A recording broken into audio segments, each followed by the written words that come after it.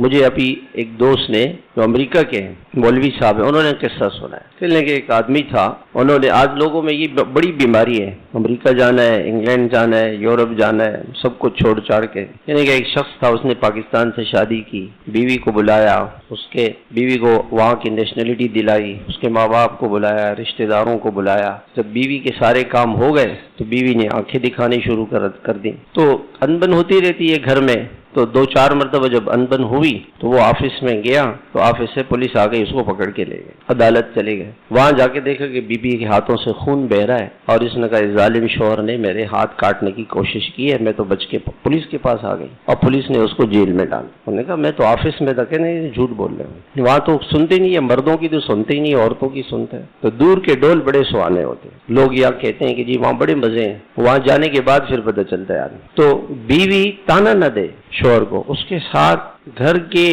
نظام کے اندر ایک لڑکی ایک نئے ماحول میں جاتی ہے، اپنا گھر چھوڑ کے جاتی ہے، تو اس ماحول میں اپنے آپ کو ایڈجسٹ کرے اور اس ماحول کے مطابق اپنے آپ کو بنانے کی کوشش کریں۔ بعض اوقات بہو کا